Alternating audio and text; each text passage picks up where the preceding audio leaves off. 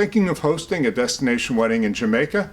Let me give you my 5 top reasons why I think Jamaica is a great place to host a destination wedding.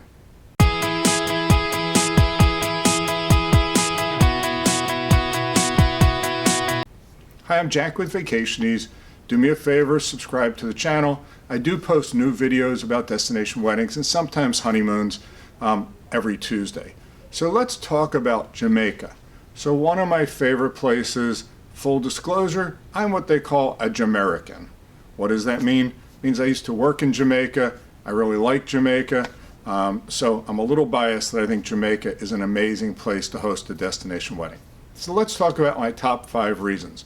Reason number 1 is flights. Look at where your guests are flying from. What I will tell you is most major cities in the United States have a non-stop flight to Jamaica. It could be Boston, Philadelphia, Chicago, Atlanta, even on the West Coast.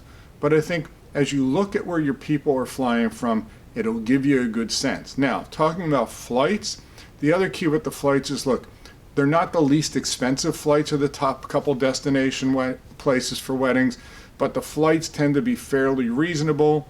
Again, they are non-stop, which I think is always important because the fewer stops you have, the easier it is on everybody. My number 2 reason is diversity. So in terms of diversity, Jamaica has many different places within the island to host weddings. So you really have 3 places. You typically will fly into Montego Bay, Mo Bay, MBJ is the airport, but from there you can have a wedding in the Montego Bay area. You can go to the west and go to Negril. Negril is 7 Mile Beach, which everybody's heard of. Amazing sunsets, reggae, low-rise hotels, boutique hotels, villas. Or when you come into the island, you can kind of go to the east and you can go over to Ocho Rios, or on the way to Ocho Rios, stop in Fulmouth. There's hotels there. Each of these places have their own separate vibe. Yes, you can go to the south side, you can go to Kingston. We don't see a lot of weddings in those places.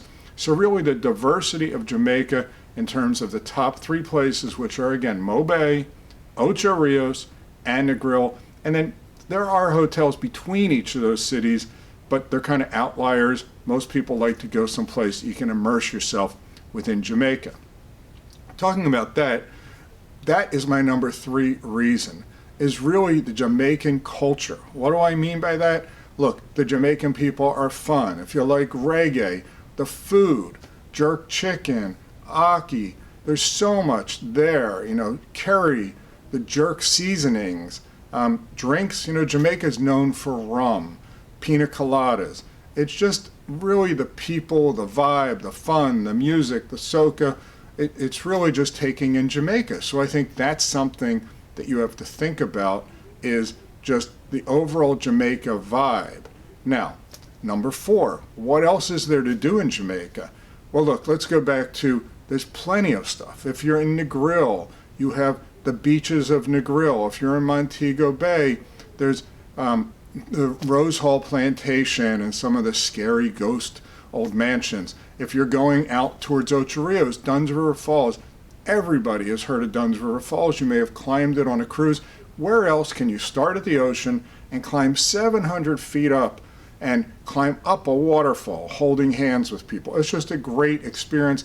There's also swim with the dolphins, rafting on the Martha Brae, and how about the Jamaica bobsled team? If I remembers from the Olympics in that great movie years ago, or maybe I'm just aging myself, but there is the Jamaican bobsled ride at Mystic Mountain. So there's plenty of things to do outside of the resorts in Jamaica.